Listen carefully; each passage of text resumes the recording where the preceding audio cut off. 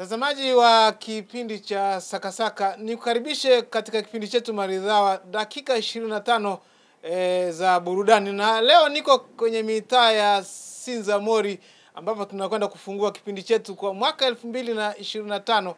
Bahati nzuri nimemtembelea mwana mitindo kwa jina anajulikana kama Augusta Masaki. Tutakwenda kuzungumza naye mawili matatu ili atuambie nini hasa pengine kinaendelea kwenye mambo ya ubunifu na mitindo, na kwa faida hasa ya Watanzania ambapo sasa hivi kimekuwa ni kiwanda kikubwa kweli kweli. Basi hebu nifuatilie kwa dakika hizi 25. Mimi ni Malio Cheto, makini kanami. Augusta. Yes, mambo nzuri. Karibu. Nifurahi kutembea katika mitaa ya kwako hii. Wanaita ni Sinza kwa wajanja. Yeah. Sinza kwa wajanja. Labda kabla sijazungumza mengi, ni kwa nini hii imeitwa Sinza kwa wajanja? Sijajua sehemu mwenyewe, ni mhamiaji huku. Kwa wanaita Sinza kwa wajanja, lakini hapa nilipo unaweza ukashukia kwa Lemi. Najua Lemi ni mwanamuziki. Kwa kidogo naweza kumzungumzia. Unaweza kushuka Sinza kwa Lemi, Sinza ukafika hapa ofisini. Kwa kama ni Sinza kwa wajanja, basi karibu mjanja mwenzangu. Okay. Sawa. Hebu tupe historia yako kwa ufupi. Ilikuwaje mpaka ukaingia kwenye mambo ya mitindo? Sio kitu rahisi ujue.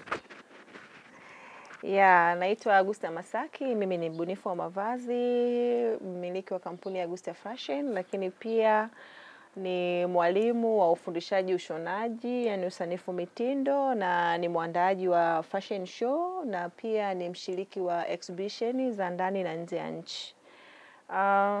Napenda sanaa ya ubunifu wa mitindo wa mavazi since niko primary school, nikaenda nayo hiyo mpaka secondary school mpaka nilipomaliza.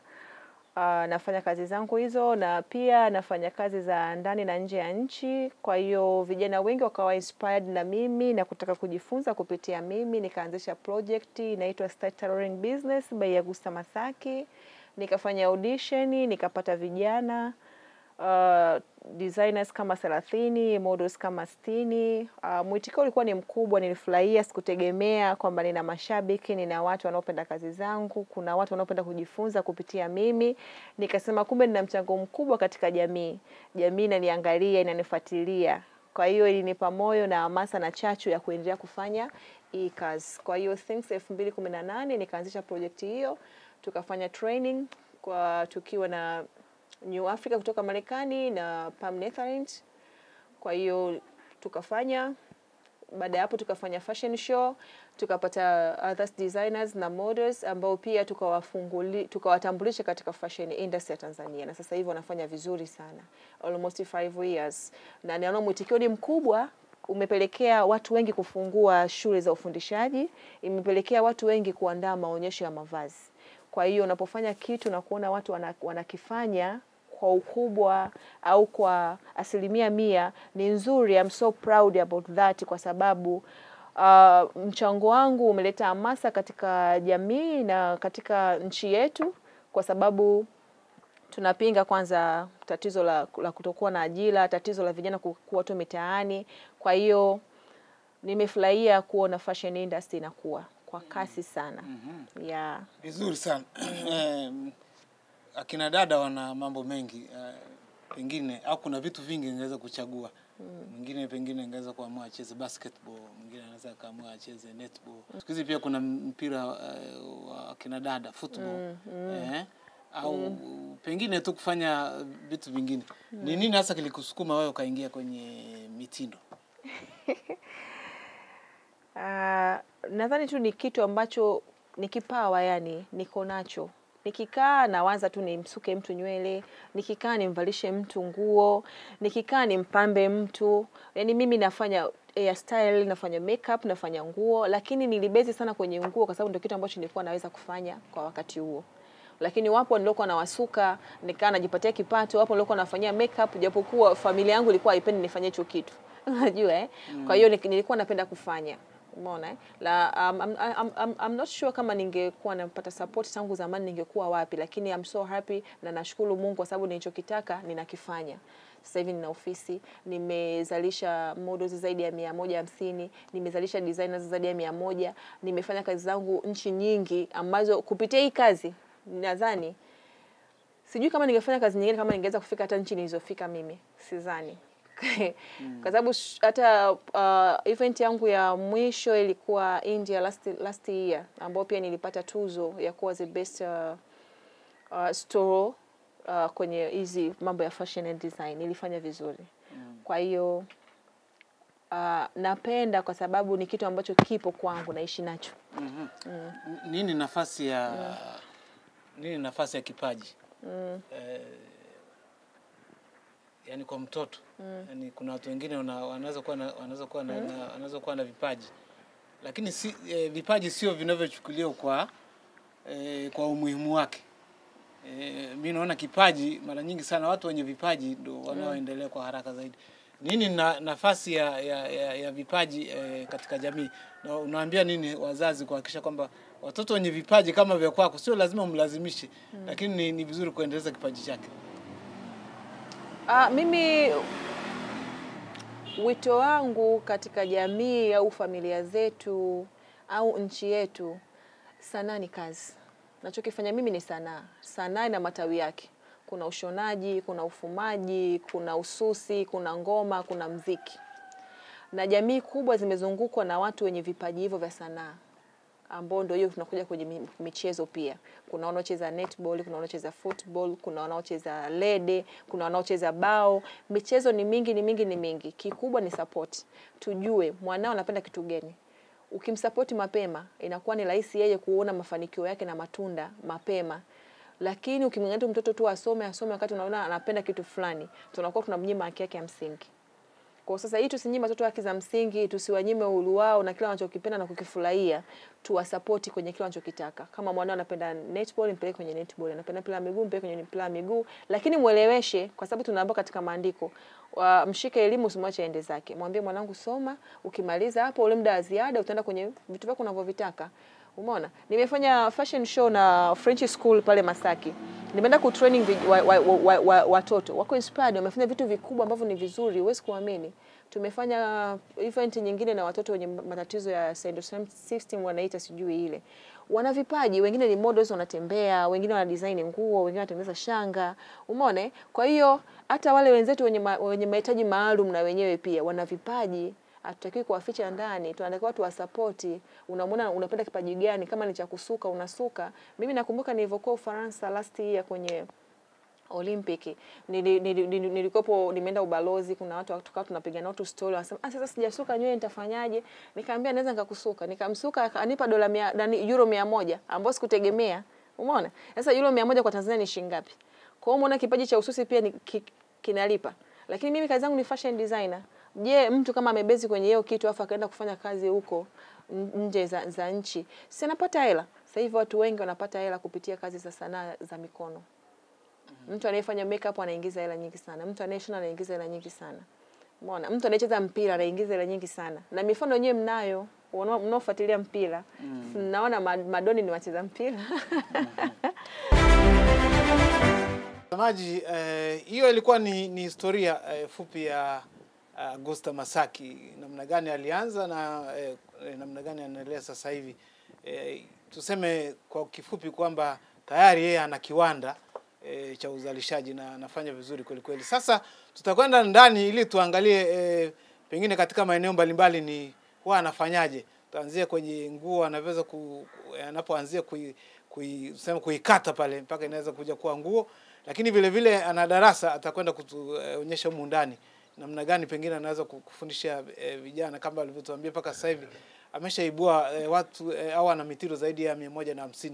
Basi twende ndani ili tuangalie nini hasa mwanamitindo huyu Augusta Masaki anakifanya katika eneo lake hili la Sinza Mori, wenyewe wanaita ni Sinza kwa wajanja. Sasa twende tukaone kwa vitendo ni namna gani dada Augusta anaweza anatengeneza nguo kuanzia mwanzo hadi mwisho. Hebu tuambie hapa unafanya nini? Una tape measure, una Karibu sana. Hii ndio sehemu. Unakanga una nini? Hichi ni kitenge au ni? Hii ni batiki. Na batiki yenyewe. Yeah. Hebu tuelezee unafanyaje? Mpaka tukaona nguo kama hii niliyovaa au kama hii kwako. Hapa ndio sehemu ambayo tunafanya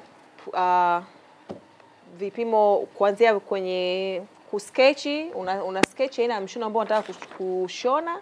Ukisha sketch unafanya vipimo, unampima mteja wako vipimo vyake vyote kulingana na aina ya mshono uliofanyaje, aliochagua au unaoshona wewe. Tukimaliza hapo sasa tunakuja kwenye kukata. Tunaandaa batiki yetu kwa ajili ya kukata. Kwa hiyo kabla hujakata unatumia vipimo vyako vile vya ule mshono. Nitafanya hapa vipimo, nikimaliza vipimo nitakata, nikimaliza kukata sasa tutaingia kwenye kushona. Hebu kidogo tuanze hapo. Kwa hapa kama kawaida yangu, umeona kama hii schedule inavyoelezea hapa, tuna kipimo cha bega, tuna kifua, tuna tumbo, tuna ipsi, tuna urefu. Umeshapima tayari na kila kitu kinaendelea. Hebu niambie, ukikosea kwenye kipimo mambo yanakuwa vipi? Nguo ili ikamilike ni kwenye ukataji na vipimo. Kwa hiyo ukikosea kipimo, nguo hiyo haiwezi kuwa sawa. Kwa sababu kipimo ndio kinachokuongoza wewe katika kushona nguo yako. Na hapa inamaanisha nini? Hebu tugeukie huko kwenye mchoro. Hebu niambie. Umechora tu, yani mtu mwingine hawezi kuelewa kama mimi. Kwa nini hapa kuna 1 2 3 mpaka 6? Unamaanisha nini? Hizi ni step za kufanya vipimo unapochora nguo yako ya mteja au nini. Kwa hiyo hii natumia mara nyingi kufundisha wanafunzi. Kwa hiyo unapofundisha wanafunzi na muonyesha hapa aina ya mtu anayetakiwa kutengenezewa nguo. Kwa hiyo katika nguo kuna pati kama 3 ambazo tunazifanya. Pati ya kwanza ni top, pati ya pili ni sketi, pati ya 3 unaunga ile top na sketi na kuwa gauni. Kwa hiyo hizi pati 3 ndio pati muhimu za mwanafunzi anayefundishwa. Kwa hapa tunavyofanya hizi sketching za hapa ya kuchora, tunazingatia vitu muhimu ambao kipimo cha kwanza ni bega, kipimo cha pili ni kifua, tunakuja kwenye tumbo, tunakuja kwenye ipsi na urefu wa nguo, iwe ni fupi au ni ndefu. Kwa hiyo nakuja sasa kwenye vitendo hapa kuzionyesha hizo pati ambazo nazionyesha hapa kwenye bega, kifua, tumbo, ipsi. Kwa hiyo kwa wale ambao watapata nafasi ya kuingia darasani watajifunza zaidi. Sawa Hapa kwa hiyo ni hesabu hapa. Hapa ni mahesabu tu, hapa kuna kujumlisha na kutoa. Hakuna kutafuta x. Hamna kufind x. Na nguo kama hii inaweza kuchukua muda gani mpaka inakwenda kukamilika? Kwa nguo simple kwa siku unaweza ukashona nguo zako 3 kama ni nguo simple sana. Lakini kama ni nguo complication kwa siku unaweza ukashona nguo moja na isiishe pia. Okay. Na unapofundisha wanafunzi wanakuja na vitambaa vyao kwa sababu hiki unaweza akakatakata akikosea. au inakuaje mpaka anakuwa anajua na nguo inashona. Anakuja na kitambaa chake au ni kitambaa inakuwa ni cha kwako mwenyewe kama mwalimu. Au zile gharama zile ndo anafidia huko. Hapana, kwenye gharama tunazowachaji sisi wanafunzi ni za kujifunza. Kwa hiyo vitambaa wanakuja navyo wao wenyewe. Lakini kuna wanafunzi wengine kutokana na mazingira wanaoishi, ugumu wa nani yao, unakuta vitambaa wanavikuta huko. Kwa hiyo tunakubaliana. Mwanafunzi sio na kitambaa, nampa kitambaa changu, anajifunzia kukata na anashona, nguo inakuwa ya kwangu, mimi naiuza. Lakini kama na kitambaa chake, it is more better akajitumia kitambaa chake, akakata design yake, nguo ikikamilika, ni nguo yake anaweza akauza akajiingizia kipato, akaenda kuongeza tena vitambaa vingine, mtaji wake kaendelea kukua kidogo kidogo. Hebu tuambie hali ya masoko ikoje kwa mfano mnavyoshindana na nguo zingine kutoka maeneo mbalimbali duniani, kwa mfano hasa kutoka China? Hali ya masoko sasa hivi tume-upgrade masoko ndani ya nchi yapo na nje ya nchi pia yapo, kwa sababu nguo za Kichina ni tofauti na hizo sisi hapa tunatengeneza nguo za Kiafrika. Tunatumia fabric zetu za kanga, vitenge na batiki. Zile za nje ni tofauti kwa sababu wanatumia material ya kitofauti. Kwa hiyo unakuta watu wengi wanapenda nguo hizi japokuwa wanasema ni za gharama. Kweli ni za gharama kwa sababu batiki mara nyingi ni handcraft. Kwa hiyo mtu ana process yeye kuanzia kitambaa kinakuwa plain, anakipika kinakamilika, unanunua kwa gharama, unakuja kwenye kushona pia ni gharama, hadi kija kukamilika unakuta tunapata wateja ambao wananunua. Kwa hiyo na masoko yetu mengi sana yapo nje. Wanapenda sana hizi vitu vya Kiafrika. Kwa hiyo unatoa wakati mwingine unatoa Tanzania unaenda kuuza nje. Nauza nje. Masoko yangu yako nje. Kwa mfano nguo kama ilivyo dola ngapi? Ndio vaa mimi. Mara nyingi tunauza mashati $50, magauni $75, yakiwa complicated sana $100 tunauza. Lakini pia kama umejibrandi vizuri, una design yako nzuri, umeisajili KOSOTA, una kimiliki zako zote zipo, umesajiliwa BASATA, unatengeneza website yako, ukiweka nguo yako, unauza mpaka $200, $250. Okay. Hali ya mitindo kwa Tanzania mpaka sasa hivi ikoje? Hasa kwa watu wanao wale madesigner, bunifu wa mavazi kama hivi. Tukizungumza kwa ujumla hali ya mitindo Tanzania tunaweza tukasemaje? Mitindo sasa hivi imekuwa. Mitindo imekuwa kwa sababu watu wanajua sasa hivi wanafanya nini. Tofauti na tulipotoka. Tulipotoka hii mitindo ilikopo haina sana hamasa, watu hawajifunzi kuvaa, lakini sasa hivi naona watu wanapenda kuvaa vya kwetu. Kwa hiyo ni sisi tu tuombe serikali ituwezeshe kututafutia maeneo, yani tunavyosema uchumi wa viwanda, yani tusapotiwe kwenye viwanda vitu hivi viwanda vitu tunafanya sisi vya kati kama kiwanda changu hichi tuongezewe uwezo, kwa sababu unakuta labda leo nimeagiza mashine ni gharama mpaka ifike hapa, kwa hiyo tuondolewe zile kodi za ushuru. Lakini pia maeneo ya tengwe ambayo watu watakuwa wanafanyia kazi zao, kama tunavyoona watu wanafanya pale Mwenge Vinyagoni, wanafanya sijui kule Tingatinga kuchola, na sisi wabunifu wa mavazi tuwekewe eneo kama pale Urafiki likopo ni kiwanda kile cha Urafiki pale. Tukapewa hata wabunifu wa mavazi, tukaambiwa tukae pale tufanye kazi zetu. Hata mtu akitoka huko anasema naenda kuwatembelea wabunifu wa mavazi Tanzania na tuko sehemu fulani. Yeah. Okay. Hivi wewe ulisha wae kuwavalisha wanamuziki pengine? Mara nyingi sana huwa napenda kutangaza nguo zenu kupitia show mbalimbali. Ulisha kuwavalisha wanamuziki na hujawahi pengine kukosea, au wewe ulimvalisha lakini ulipatia? Mimi nawavalisha lakini kwa namna tofauti, kwa sababu wale ninaofanya nao kazi nakuta ndo mara nyingi tunawatuma kumpeleka nguo hii kwa mtu fulani, nakuta ametoa order, amenunua. Wapo kwenye Bongo Movie tunawavalisha, wapo kwenye music Bongo Flava wanafanya video tunawavalisha, tunanao location. Wapo kuna kina Chrisai, kuna kina nani hawa, Shivji yule. Shivji yule wa nini? Bongo Movie. Bongo Movie yule anaigiza hivi. Yeah. Kumbe za kwako zile. Wanatumia bunifu tofauti, kwa sababu unasema ipi ya kwangu. Kwa hiyo ndio kama hivyo tunawavalisha. Anataka za kwako wewe ambazo pengine nani ulimvalisha? Ndio nao kutajia. Unajua mimi siko sana huko kwenye mambo ya social media. Mimi nipo sana kikazi. Mtu anakuja analeta kazi yake, namfanyia kazi, tunamalizana. Kwa hiyo ndio iko hivyo. Hakuna mtu ambaye alisharudisha pengine umemtengenezea kitu kwenye show huko pengine kikawa kibaya akakirudisha? Hapana, sijawahi. Okay. Sijawahi. Mtazamaji, hii ilikuwa ni hii sehemu ambapo dada Augusta hapa anatuonyesha namna gani anaweza kukata nguo mpaka anakwenda kuishona. Sasa tukitoka hapa tutaelekea kwenye kiwanda chenyewe, sehemu ambayo anashonea nguo hizi hapa, na mtu kapendeza kama nilivyopendeza mimi, au pengine kama mpiga picha yangu baadaye, bila shaka naye atakwenda kupendeza. Baada ya kuona shughuli zile za kupima pamoja na ukataji kama anavyofanya dada Augusta hapa, tutakwenda ndani sasa. Nguo hii akishaikata anakwenda kwenye mashine kwa ajili ya kuishona, na tutakwenda kuona namna gani anaweza kuishona pengine kwa mfano tu, alafu ikaje katoka nguo nzuri kama hii ndio vaa hii hapa. Shati ambalo ni la kupendeza, sijui ni style gani, atakwenda kuniambia baadaye. Hebu twende ndani ili tuweze kuona ni namna gani dada Augusta anaweza kushona nguo hizi. Lakini vile vile tutaona darasa ambalo huwa anafundisha. Leo hakuna wanafunzi, lakini pengine mimi naweza nikawa ni mwanafunzi vile vile. Kama mgeni, kwa nikuonyesha sehemu tunapoenda sasa. Hapa tumemaliza, tunaenda kwenye kushona. Okay, tuanze ndani. Karibu. Taratibu, unakimbia mno. Nina hatua kubwa. Yaani unanikimbiza. Tena tuingie. Tulisema kazi kwa vitendo. Sasa hapa tumeingia sehemu ile ya mwisho ambapo nguo inashona na baadaye inakwenda kuwa nguo yenyewe halisi na kupelekwa sokoni na kuvaliwa kama nilivyovaa mimi hapa.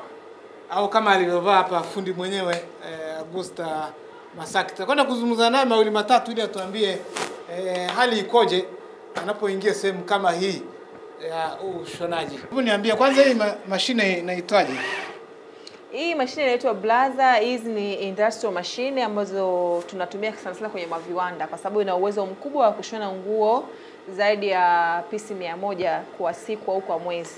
Unaona kwa sababu mwanzo nilikuwa nimeanza na mashine za butterfly, nilivyoendelea kufanya kazi yangu na kuji-upgrade, kwa hiyo sasa hivi natumia industrial machine. Okay. Yeah. Hebu shona tuone kidogo process ya ushonaji wa nguo kama hii na kwa mfano ili watu waweze kujua. Alafu nataka kujua kwa mfano mwanafunzi akija hapa anaweza kukaa kwa muda gani mpaka anaweza kuwa fundi na akashona nguo kama hiyo uliovaa au kama niliovaa mimi hapa? Mwanafunzi sisi tunapofundisha hapa short course ni miezi 3. Kwa hiyo mwanafunzi anaweza ndani ya miezi 3 akajua kushona kuanzia kufanya vipimo, kukata, how to use mashine na kushona mishono kadhaa.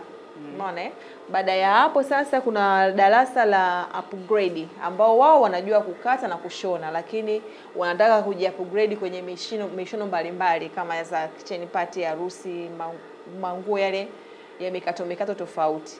Au tuna darasa lao ambao na short course ni miezi 3, lakini akitaka kujifunza tu special program zipo za kila mwezi. Kila mwezi tunapokea wanafunzi wanajifunza special program zao. Kama yeye anataka kuwa specific kwenye kutengeneza accessories, anajifunza accessories ndani ya mwezi mmoja. Kama anataka kujifunza kutengeneza nguo ya mtindo fulani, anajifunza ndani ya mwezi mmoja. Yeah. Hebu shona hapo tuone. Hapo tunaanza kuunga nguo yetu hiyo. Tunaunga bega. Tukimaliza, uzi unatika hapa. Okay.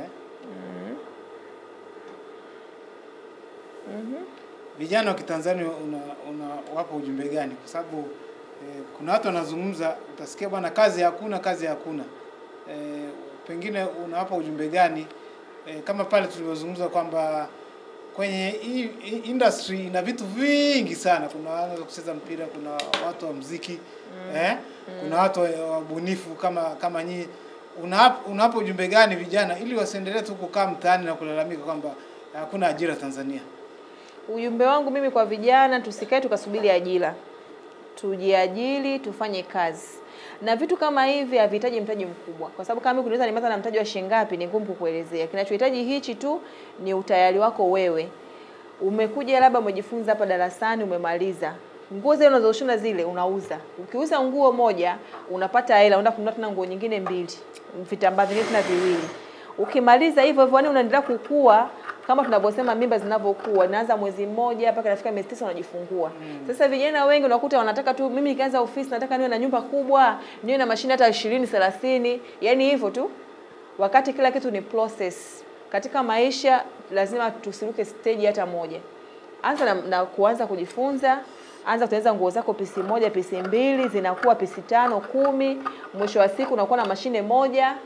Unapopata hela unajiweka, msisahau kufungua bank account, mnaweka hela zenu kule, mnamaliza zile account za malengo kama ni fixed account au ni maendeleo, mnaweka, mnamaliza, unaongeza mashine yako ya pili, ya tatu, ya 4. Mwisho wa siku unakuja kujikuta na mashine 30, 40.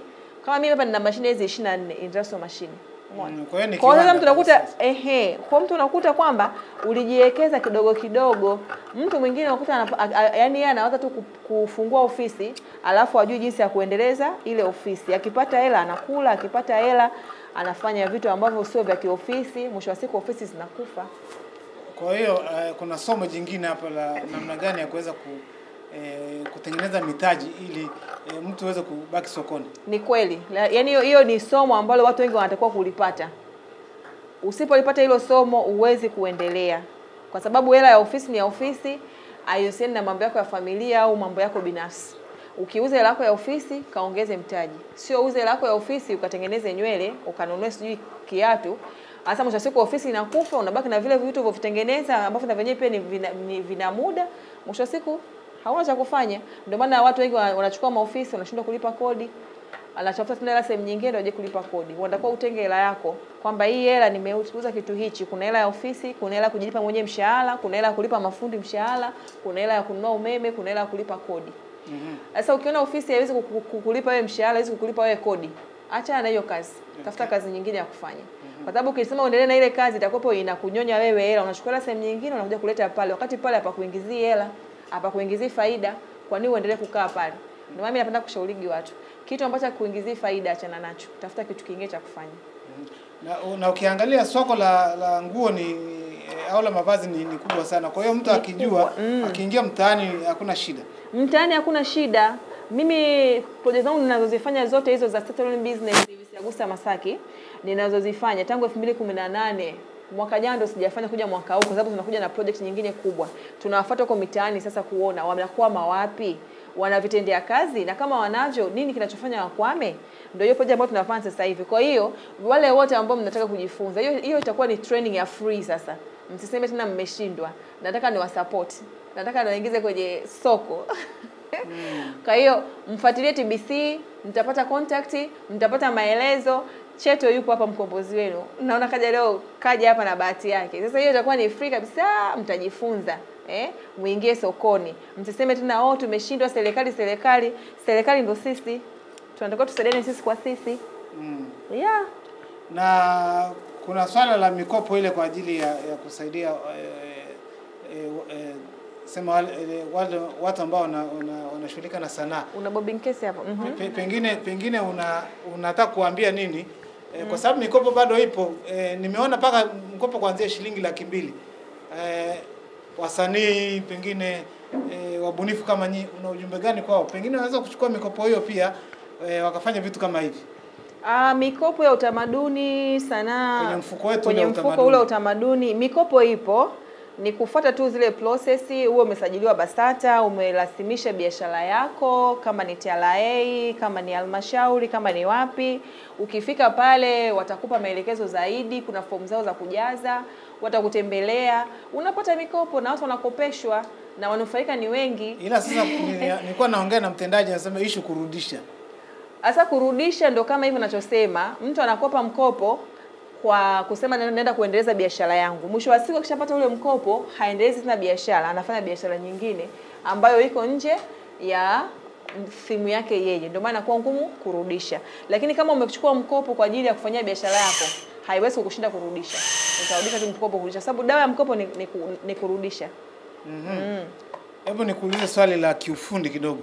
Mashine kama hizi pengine ni nani anazifanyia service? Maana hii ni kama gari vile. Au wewe ulivyozifunga uhitaji tena kwa sababu naona ina mitambo ya umeme na vitu kama hivi. Au pengine kuna vijana wengine wanaweza kujifunza tena sehemu ya pili yani akawa ni mtaalamu lakini anaweza kuzihudumia mashine kama hizi. Hiyo ni maana hiyo ni sehemu nyingine. Tanzania nzima kuna mashine kama hizi. Hizi mashine kweli zinahitaji utaalamu kwa sababu tunatumia mota. Kama hizi mashine zangu ni zile zenye mota kubwa. Umeona?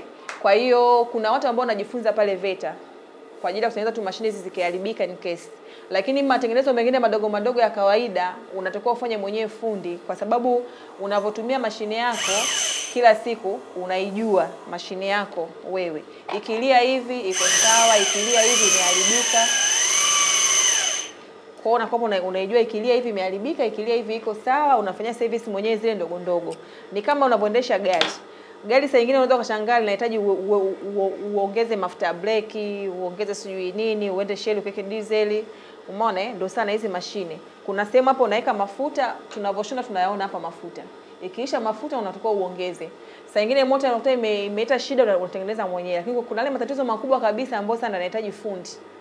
Lakini pia hizi mashine zinafanywa service kila baada ya miezi 6 na au kwa mwaka mara moja. Lazima ufanyie service kwa sababu inatumia pia oil. Mwisho ujumbe wako kwa vijana wa Kitanzania ambao tumeshazungumza mwanzo huko. Mwisho unataka kuwapa ujumbe gani ili tujikwamue kwa ile katika umaskini ambao unaotukabili, lakini vile vile unasema kwamba tunaweza kujiajiri kupitia vitu vya sanaa na utamaduni. Mimi ni washauri vijana wenzangu tufanye kazi kwa bidii, tuache malalamiko, tuache kuombaomba vitu ambavyo havina maana kwetu. Kwa sababu utaomba leo utapewa, kesho utanyimwa. Tutafute vitu vyetu sisi wenyewe ambavyo vitaweza kutukwamua katika maisha yetu. Kwa sababu leo tuna safari ndefu sana. Umeona? Na kama unaona ajira ni ngumu, jiajiri mwenyewe. Sawa?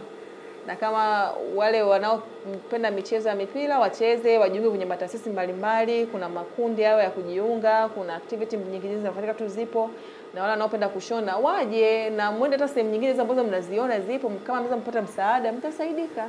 Mtajifunza kwa watu ambao wamefanikiwa ili muweze kufanikiwa, kwa sababu wanasema ukiwa na karibu na ua unaonukia na utanukia. Asante sana. Asante, karibuni tena. Mtazamaji wa kipindi cha Sakasaka, bila shaka umefaidi vya kutosha. Zile dakika 25 za kipindi hiki bila shaka ilikuwa ni cha mafunzo, lakini vile vile burudani.